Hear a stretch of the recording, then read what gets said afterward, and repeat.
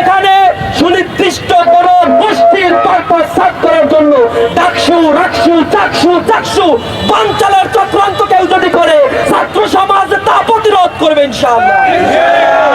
ছাত্রীদের শ্লীলতাহানি করা হচ্ছে, হেনস্থা করা হচ্ছে, আমরা অবাক হয়ে যাই।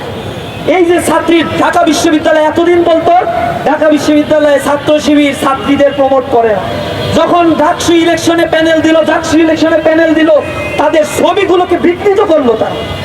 এরপরে ইসলামী ছাত্র শিবির কোনো প্রতিক্রিয়া জানায় নাই, শুধু লিখিত অভিযোগ দায়ের করেছে। দ্বিতীয় পর্যায়ে যখন দেখে আমাদের উত্তপ্ত করতে পারছে না, তখন এই ইলেকশন নিয়ে আমাদের প্রার্থী মেয়েদেরকে নিয়ে হাজার হাজার র্যাগিং ট্যাগিং বুলিং মানে হ্যারাসমেন্টের শিকার করা হচ্ছে তাদেরকে। তাতে তাদের কোনো ধরনের মুখ থেকে কথা বের হয় না, অথচ কার নামে কি ধরনের পোস্ট দেওয়া হয়েছে তার দায় চাপিয়ে ইসলামী ছাত্র শিবিরের বিরুদ্ধে তারা আন্দোলন করছে, তারা তাদের মতো কর্মসূচি পালন করছে। একটা ছাত্র সংগঠনের যদি নিজস্ব কর্মসূচি না থাকে আমাদেরকে বলুন, আমরা কর্মসূচি বানিয়ে দেই। আপনার কর্মসূচি নাই, সারাক্ষণ শুধু ট্যাগিং আর বুলিং আর দায় চাপানোর রাজনীতি নিয়ে এই ছাত্র সমাজ আপনাদেরকে আর পছন্দ করবে না। আমরা নারী হেনস্থাকারীর বিরুদ্ধে শাস্তির জন্য গতকাল রাতে সংবাদ সম্মেলন করে প্রশাসনের কাছে অভিযোগ দায়ের করেছি। অনতি বিলম্বে তাকে ধরতে হবে, শাস্তির আওতায় আনতে হবে। তার ইশারায় এই জাতীয় ট্যাগিং করা হয়েছে। জগন্নাথ বিশ্ববিদ্যালয়ে আমরা তাদের দলের একজন নেতাকে দেখেছি অশ্লীল ভাষায় ইসলামী ছাত্র শিবিরের প্যানেলের মেয়েদেরকে হেনস্থার শিকার করা হচ্ছে।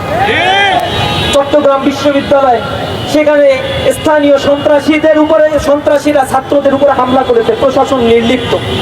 আমরা অবাকভাবে দেখছি বাংলাদেশ কৃষি বিশ্ববিদ্যালয়ের ছাত্ররা যৌক্তিক আন্দোলন করছে, সেখানে তাদের উপরে হামলা করা হচ্ছে। ক্যাম্পাসগুলো জুলাই পরবর্তী এখনো পর্যন্ত ইন্টারিম নিশ্চিত ছাত্রদের নিরাপত্তা নিশ্চিত করতে ব্যর্থ হয়েছে। আমরা লজ্জিত।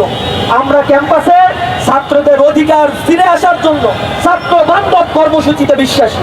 আমরা বিশ্বাস করি প্রতিটা ক্যাম্পাসে যদি ছাত্র সংসদ নির্বাচন হয়ে নির্বাচিত প্রতিনিধিদের হাতে ক্ষমতা হস্তান্তর হয়, তাহলে ক্যাম্পাসে কেউ তাদের নিজস্ব এজেন্ডা বাস্তবায়ন করতে পারবে না।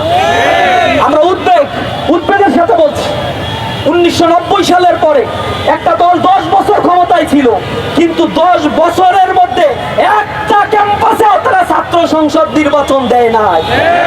তারা আবার 90-এ ফিরে যেতে চায়। 2002 সালে তারাই ঢাকা বিশ্ববিদ্যালয় শিক্ষার্থীদের উপর কেমন বর্বর আচরণ করেছিল তার সাক্ষী এদেশের মিডিয়াগুলো, তার সাক্ষী এখনো বেশি বেড়ায়। ছাত্রীরা তাদের দেখলে পালায়, কথা বলতে চায় না। কেন চায় না?